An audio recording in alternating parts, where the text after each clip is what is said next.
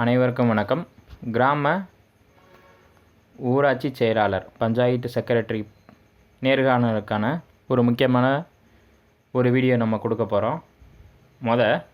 அந்த பணி எப்போ உருவாக்கப்பட்டது அப்படின்னா, ஒவ்வொரு கிராம ஊராட்சியிலும் கிராம ஊராட்சியின் பணியை செயல்படுத்த கிராம ஊராட்சி ஒரு கிராமத்திற்கு ஒரு உதவியாளர் வேணும் அப்படின்னு சொல்லி தான் அந்த அப்பாயின்மெண்ட்டை கொடுத்துருக்காங்க. மொதல் பாயிண்ட்டு எதற்காக அப்பாயின்மெண்ட் பண்ணியிருக்காங்க அப்படின்னா, கிராமத்தில் இருக்க பணிகளை மேற்பார்வையிடுறதுக்காகவும் அதை கவர்மெண்ட்டுக்கு ப்ராசஸ்க்கு ரிப்போர்ட் பண்ணுறதுக்காகவும் தான் அந்த பணியை உருவாக்கியிருக்காங்க. அதுதான் அந்த மொதல் பாராள வருது. ஒவ்வொரு கிராம ஊராட்சியிலும் கிராம ஊராட்சியின் பணியை செயல்படுத்த ஒரு கிராம ஊராட்சி செயலாளர் என்ற விதத்தில், ஒரு கிராமத்துக்கு ஒரு செயலாளர் அப்படின்னு ஒரு விதத்தில் பணி நியமனம் செய்யப்பட்டுள்ளது. ரொம்ப முக்கியமான கேள்விப்பா. ஏன் அப்படி சொல்கிறேன்னா, 1986க்கு முன்னாடி வரைக்கும் என்ன செய்வாங்க அப்படின்னா, கிராம ஊராட்சி செயலாளரை கிராம ஊராட்சி தலைவர் தான் அப்பாயின்மெண்ட் பண்ணுவாங்க. நேரடி நியமனம் கிடையாது. பிற காலகட்டத்துக்கு அப்புறம் தான் அந்த கிராம ஊராட்சி செயலாளரை நேரடி நியமனத்தின் மூலமாக நியமிக்கிறாங்க. Point number 1. அந்த நேரடி நியமனத்தில் என்னென்ன விதிமுறைகள் கடைபிடிக்கிறாங்க அப்படின்னா, 10ஆம் வகுப்பு மினிமம் படிச்சிருக்கணும், தமிழில் எழுத படிக்க தெரியணும், மிதிவண்டி ஓட்ட தெரிஞ்சிருக்கணும், கணக்கு வரைகளை பராமரிக்க தெரியணும். இது நேரடி நியமனத்தில் பின்பற்றக்கூட விதிமுறை. பின்னால் என்னது அப்படின்னா, எஸ்எல்சி ஸ்டாண்டர்டில் இருக்கக்கூடிய மார்க்ஸை பேஸ் பண்ணியும் நேர்காணலுக்கு உண்டான, அதாவது இன்டர்வியூக்கு உண்டான மார்க்கை சேர்த்து ரேஷியோ அடிப்படையில் தான் இந்த போஸ்டிங்ஸ் கொடுக்குறாங்க. புரியுதா? கிராம அளவில் இருக்கக்கூடிய பணிகளை ஊராட்சி தலைவருக்கு உதவியாக இருக்கக்கூடிய ஒரு பணி தான் இது ஆரம்ப காலகட்டத்தில். பின்னால் இது வட்டார வளர்ச்சி அலுவலர் கீழே வருது. இந்த பணி இப்படி தான் செயல்பட்டது. இந்த பணிக்கான கடமைகள் என்ன, பொறுப்புகள் என்ன, நிர்வாக கட்டுப்பாடுகள் என்னென்ன அப்படின்றதுக்கான சட்ட பிரிவுகளையும் அதற்கான சட்ட திருத்தத்தையும் நம்ம பார்க்க போகிறோம். ஏன் அப்படின்னா, இந்த பணினா என்ன, இந்த பணியை பற்றி ஏதாவது சொல்லுங்கள் அப்படின்னு ஒரு கேள்வி கேட்டுட்டாங்க அப்படின்னா, இப்போ நம்மளே ஒரு இன்டர்வியூவில் போய் உட்காரோன்னு வச்சுக்கோங்க. எதுக்கு இந்த வேலைக்கு வந்திருக்கீங்க, இந்த வேலையை பற்றி தெரியுமா, இதுக்கான ப்ராசஸ் என்னன்னு தெரியுமான்னு கேள்வி கேட்பாங்கல்ல, நார்மலாக ஒரு ப்ரைவேட் ஜாப்க்கு. அப்போ இதுக்கு என்ன கேட்பாங்க அப்படின்னா, பஞ்சாயத்து செக்ரட்டரியோட டியூட்டிஸ் என்ன, ரெஸ்பான்ஸ் என்ன, இதெல்லாம் கேட்டாங்கன்னா உங்களுக்கு டக்குன்னு சொல்ல தெரியறதுக்காக. ஆரம்ப காலகட்டத்தில் ஊராட்சி தலைவர் நியமனம் பேரில் நடந்த இந்த பதவி நேரடி நியமனம், அரசாங்கத்தோட நேரடி நியமனத்தின் மூலமாக நடைபெறுது. Point number 1.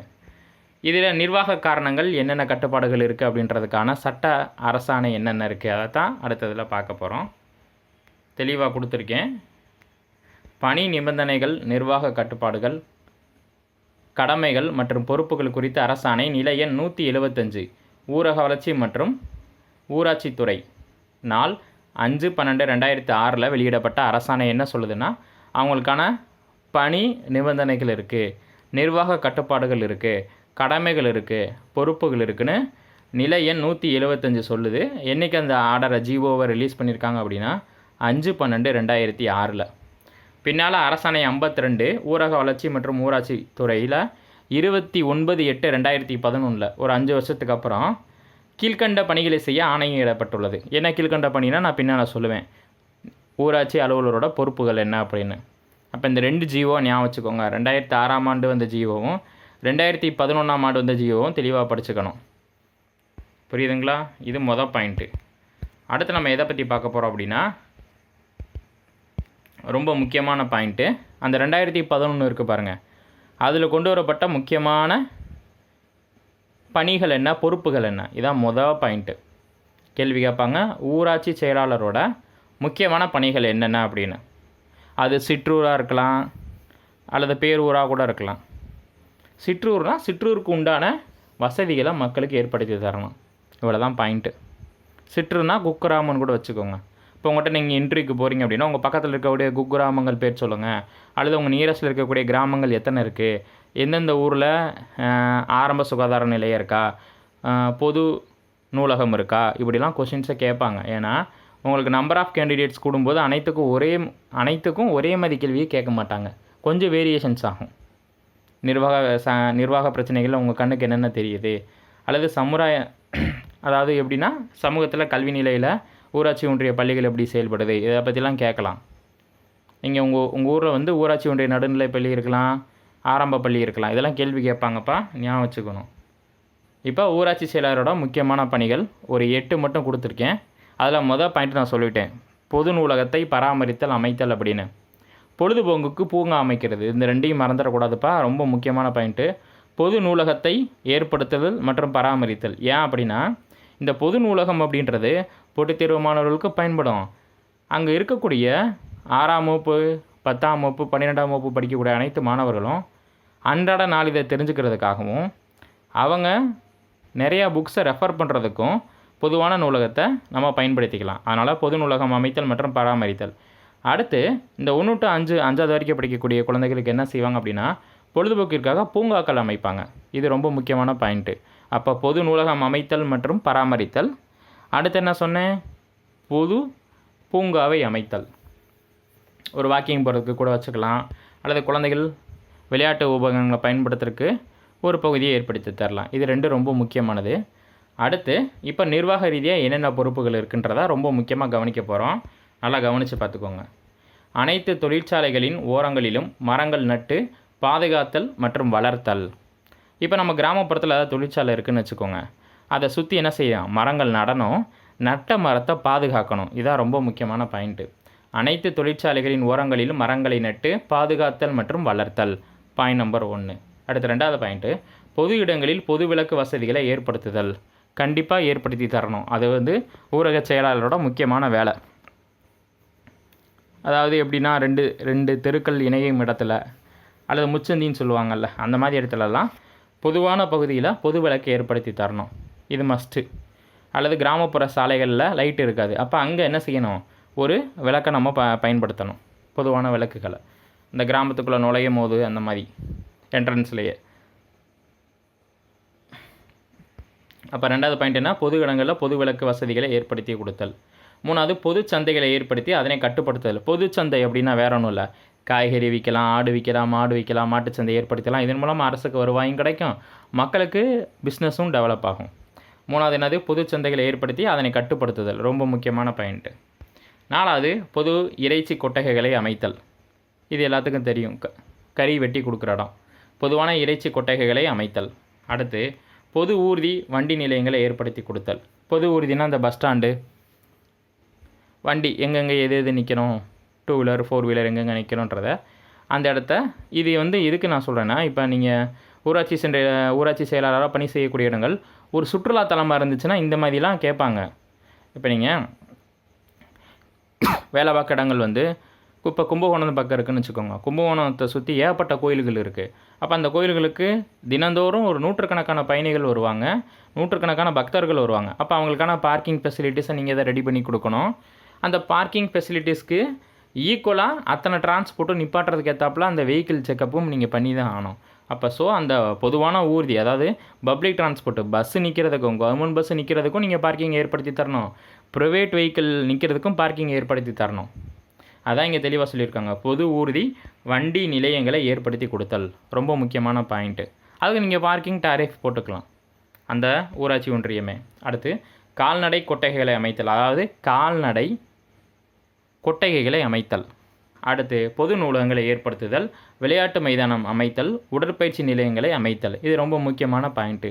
விளையாட்டை பற்றியும் விளையாட்டு உபகரணங்களை பற்றியும் எல்லா கிராமப்புறத்துலையும் இருக்கும், இதெல்லாம் கேள்வி கேட்பாங்க. அப்போ இந்த 8 பணிகளில் ரொம்ப முக்கியமான பணிகள் லாஸ்ட் இருக்க 3 தான். கால்நடை கொட்டைகளை அமைத்தல், பொது நூலகங்களை ஏற்படுத்துதல், விளையாட்டு மைதானம், விளையாட்டு உபகரணங்களை பயன்படுத்துதல் மற்றும் பராமரித்தல், உடற்பயிற்சி கருவிகளை வழங்குதல் மற்றும் பயன்படுத்தல். உடற்பயிற்சி நிலையங்கள் அமைக்கணும், ரொம்ப முக்கியமான பாயிண்ட். இது எல்லாமே கேட்க வாய்ப்பு இருக்குப்பா.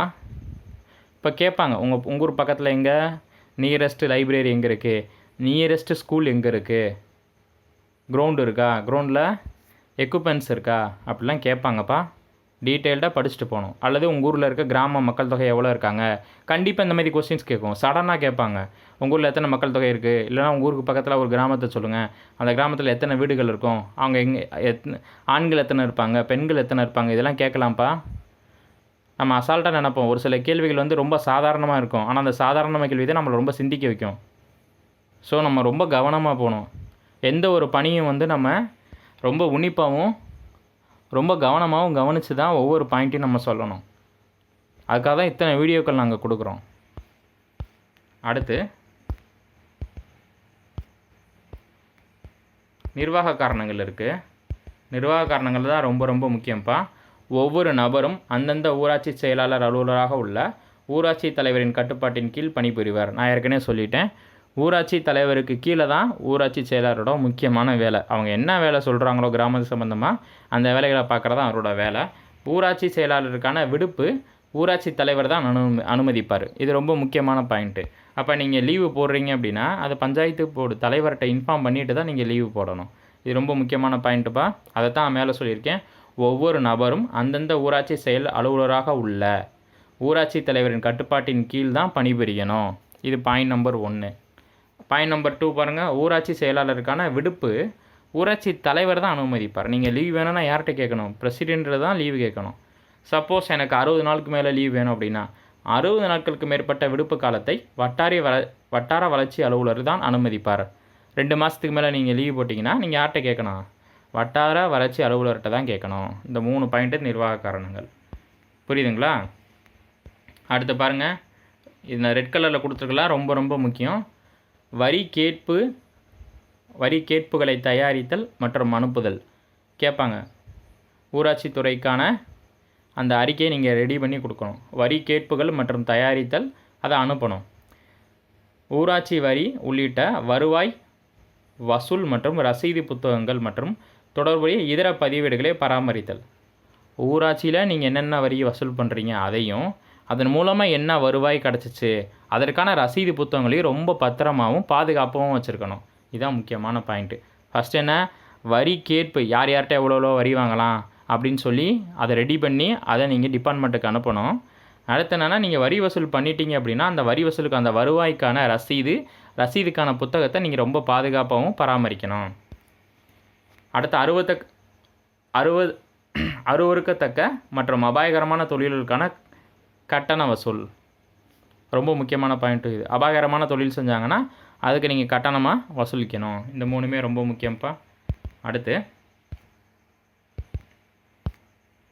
கிராம ஊராட்சியின் சொத்து பதிவேடுகளை பராமரித்தல். ஊராட்சி ஒன்றியத்தோட சொத்து பதிவேடுகளை கண்டிப்பாக நம்ம பராமரிக்கணும். இதுவும் கேட்பாங்கப்பா. நிலங்கள் எத்தனை இருக்குது, நிலங்களுக்கான வரிகள் எவ்வளோ இருக்குது, எல்லாமே டீட்டெயில்ஸாக கேட்பாங்க. அசையும் சொத்து என்ன இருக்குது, அசையா சொத்துக்கள் என்னென்ன இருக்குது, எல்லாமே கேட்பாங்கப்பா. ஊராட்சியின் சொத்து பதிவேடுகளை பராமரித்தல். ஊராட்சியின் மாதாந்திர கூட்ட ஏற்பாடுகளை ஏற்படுத்துதல் ரொம்ப முக்கியம். கவுன்சிலர்ஸ் இருப்பாங்கள்ல, கவுன்சிலர்ஸ் நான் ஏற்கனவே சொல்லியிருக்கேன், ஆரம்ப வீடியோலேயே சொல்லியிருக்கேன். மக்கள் தொகை 5000க்கு மேலே வந்தால் மினிமம் 2 வார்டுலேருந்து 5 வார்டு வரைக்கும் இருக்கலாம். கேட்பாங்கப்பா, 2 உறுப்பினர்லேருந்து 5 உறுப்பினர் வரைக்கும் இருக்கலாம். குறைந்தபட்சம் 2 உறுப்பினர் இருக்கணும். அதிகபட்சம் 5க்கு மேற்பட்ட கவுன்சிலர்கள் இருக்கலாம். கேட்பாங்கப்பா, இங்கே வார்டுன்றது மக்கள் தொகையை வச்சு தான் வார்டை நம்ம என்ன செய்வாங்க, கால்குலேட் பண்ணுவாங்க. அதான் அங்கே கேட்குறாங்க. ஊராட்சியின் மாதாந்திர கூட்ட ஏற்பாடுகளை செய்தல், கிராம சபை கூட்டங்களை ஏற்பாடு செய்தல். நான் ஏற்கனவே சொல்லியிருக்கேன், ஆண்டுக்கு 4 டைம் நடக்கும் குறைந்தபட்சம், அதிகபட்சம் 6 டைம் நடத்தலாம். ஆகஸ்ட் 15 குடியரசு தினம், அதாவது ஜனவரி 26, மே 1, அக்டோபர் 2 காந்தி ஜெயந்தி. இந்த 4 நாளும் கட்டாயமாக நீங்கள் கிராம சபை கூட்டத்தை என்ன செய்யணும், நடத்தி தான் ஆகணும். அப்போ கிராம சபை கூட்ட ஏற்பாடுகளை செய்தல், ரொக்க புத்தகம் உள்ளிட்ட வருவாய் மற்றும் செலவினம் தொடர்பான 1 முதல் 31 வரை உள்ள பதிவேடுகளை பராமரித்தல். Most important line. இந்த ஒரு லைனுக்காக அந்த வீடியோ தெளிவாக சொல்கிறேன். இந்த வீடியோ நீங்கள் இவ்வளோ தூரம் வாட்ச் பண்ணதெல்லாம் ரொம்ப முக்கியம் கிடையாது. இந்த ஒரு லைன் தான் ரொம்ப ரொம்ப முக்கியம். இந்த ஒரு பாயிண்ட்டை நீங்கள் வெளியிட எடுத்து வச்சிட்டிங்கனாலே அவங்க உங்களுக்கு ஃபுல் மார்க்கு கொடுக்க வாய்ப்பு இருக்குது. 15க்கு 12 மதிப்பெண்கள் கூட உங்களுக்கு சாலிடாக தருவாங்க. அதாவது வருவாய் அலுவலரோட முக்கியமான பணி வந்து அந்த வருவாய் மாவட்டத்துக்கு எந்த அளவு முக்கியமோ அதே மாதிரி கிராம ஊராட்சியோட செயலாளரோட இந்த 1 முதல் 31 பதிவேடு பாருங்க, அது ரொம்ப ரொம்ப முக்கியம். அதாவது ரொக்க புத்தகம் மற்றும் வருவாய் செலவினம், அதாவது வரவென்ன செலவென்ன அப்படின்றத உங்களுக்கு டீட்டெயில்டாக அறிக்கையாக புத்தகமாக வெளிவருது. அது பதிவேடு 1 முதல் 31 பதிவேடு வரை இருக்குது. இதான் ரொம்ப முக்கியம். அப்போ ஒரு ஊராட்சி செயலாளர் எத்தனை பதிவேடுகளை பதிவிடணும், 31 பதிவேடுகளை பராமரிக்கணும். 31 ரெக்கார்ட்ஸை ஷுட் பி ஆன் டேக்கன், அதை மட்டும் மெயின்டைன் பண்ணணும். அதில் ரொம்ப முக்கியமானது மட்டும் கொடுத்துருக்கேன், ஒரு 10 கொடுத்துருக்கேன். அடுத்தடுத்த வீடியோவில் அதை டீட்டெயில்டாக கொடுப்போம். பதிவேனின் பெயர். ஒவ்வொரு பதிவேடு, ஒவ்வொரு ரெக்கார்டுக்கு என்ன பெயர்னா வீட்டு வரி கேட்பு அறிவிப்பு. அதாவது இப்போ இந்த மாதம் டிசம்பர் மாதம் கிடக்குறாங்கன்னா அடுத்த வருஷம் டிசம்பர் மாதத்துக்குள்ளே ஒவ்வொரு கிராமத்துலேயும் ஒவ்வொரு தெருவுலையும் இருக்க ஒவ்வொரு வீட்டுக்கான வரி வசூலும் நம்ம கட்டாயம் என்ன செய்யணும், கேட்கணும். அதான் பாயிண்ட்டு. வீட்டு வரி கேட்பு அறிவிப்புக்கான பதிவேடை தயார் செய்யணும், பராமரிக்கணும். வீட்டு வரி பற்றுச்சீட்டு, இது ரொம்ப முக்கியம். வீட்டு வரியில் எவ்வளோ பேலன்ஸ் வச்சுருக்காங்க, 1 வருஷம் பெண்டிங்கா, 2 வருஷம் பெண்டிங்கா, அல்லது லைஃப் லாங்காக கட்டாமல் இருக்காங்களான்னு அதுக்குன்னு தனியாக ஒரு பற்றுச்சீட்டு இருக்கணும். அப்போ வீட்டு வரி பற்று சீட்டு பதிவேடு. 3வது வீட்டு வரி நடப்பு நிகழ்வு இருக்குல்ல, அதாவது ஒருத்தங்க நிலம் முன்னாடி காலி மனையாக வச்சுருப்பாங்க, அல்லது வீட்டு மனையை மாற்றாமல் இருப்பாங்க, அதுக்கான ஒரு பதிவேடு. அடுத்து தொழில் வரி நிலுவை மற்றும் நடப்பு. அதாவது தொழில் வரியில் இப்போ பெண்டிங் இருக்கவங்களுக்கும் ரெக்கார்டு மெயின்டைன் பண்ணணும், நடப்பில் இருக்கவங்களுக்கும் ரெக்கார்டு மெயின்டைன் பண்ணணும். தொழில் வரி ரொம்ப முக்கியம். பல்வகை பற்றுச்சீட்டு எம்டிஆர்ன்பாங்க, அது தனியாக உங்களுக்கு நான் வீடியோ கொடுக்குறேன். அடுத்த வரிகள் மற்றும் பல்வகை வரவு. அதாவது இப்போ நான் சொன்னேன் பாருங்கள், அந்த ப்ரைவேட் பார்க்கிங்ஸு, சைக்கிள் ஸ்டாண்டு, இந்த மாதிரிலாம் வரி வசூல் வரும்ல, அதுக்கான ரெக்கார்டு இது. வரிகள் மற்றும் பல்வகை வரவு அப்படின்னு. ஊராட்சி நிதி சிட்டா வரவு. ஊராட்சியில் நிதி சிட்டா வரவு ரொம்ப ரொம்ப முக்கியம். இதை விட ரொம்ப முக்கியமானது லாஸ்ட் ஒன், மானியங்கள் மற்றும் அரசு வருவாய் ஒதுக்கீடு பதிவேடு. கவர்மெண்ட்டோட சப்சிடி கொடுக்குறாங்கல்ல, அதுக்கான ஒரு ரெக்கார்டும், அந்த கிராமத்துக்கு கவர்மெண்ட்லேருந்து வருவாய் ஒதுக்கீடு பண்ணியிருப்பாங்கள்ல, அந்த இன்கம்மு, அதுக்காக இருக்கக்கூடிய ஒரு பர்சனல் ரெக்கார்டு. அது வெரி வெரி இம்பார்ட்டண்டான ரெக்கார்டு. இதெல்லாம் கேட்பாங்கப்பா. இதில் ரொம்ப முக்கியமானது இந்த 4 ரெக்கார்டு தான். வீட்டு வரி பற்றுச்சீட்டு ரெக்கார்டு ரொம்ப முக்கியம். தொழில் வரி நிலுவையில் இருக்குது, நடப்பில் இருக்குது ரொம்ப முக்கியம். வரிகள் மற்றும் உள்ளாட்சி நிதி சிட்டா வரவு கேட்பாங்க. மானியங்கள் மற்றும் அரசு வருவாய் ஒதுக்கீடு பதிவேடு, இதெல்லாம் வரவுக்கு மட்டும்தான். இன்னும் செலவுக்கு இருக்குது. இந்த 31ல் உங்களுக்கு ஒரு 4 5 தான் டீட்டெயில்டாக கொடுத்துருக்கேன். அடுத்தடுத்த வீடியோவில் அதெல்லாம் வரும். ரொம்ப முக்கியம்ப்பா, தெளிவாக பார்த்துக்கோங்க. இதுதான் ஊராட்சி செயலாளரோட பணிகள் மற்றும் செயல்பாடுகள். அடுத்து இதற்கான சட்ட ஆவணங்கள் என்னென்ன இருக்குது, அதற்கான இந்திய அரசமைப்பு என்னென்ன சட்டப்பிரிவுகள் இருக்குது, அதற்கான சட்ட திருத்தம் என்ன, இது எல்லாமே டீட்டெயில்டாக வரும். அடுத்து ஊராட்சி ஒன்றியங்கள் அமைக்கப்பட்டதற்கான குழுக்கள் என்னென்ன, கிராம ஊராட்சி எப்படியெல்லாம் டெவலப் பண்ணி கொண்டு போயிருக்காங்க, இந்தியாலேயும் சரி தமிழ்நாட்டிலையும் சரி முதலாக உருவாக்கப்பட்ட கிராம ஊராட்சிகள் எத்தனை, இப்போ 2025 குடியரசு தினத்தில் சிறந்த ஊராட்சி ஒன்றியத்திற்கான விருது யார் வாங்கினாங்க, இதை பற்றிலாம் வீடியோ அடுத்தடுத்து அப்கமிங்கில் வந்துகிட்டே இருக்கும். மிஸ் பண்ணாமல் வாட்ச் பண்ணிக்கோங்க.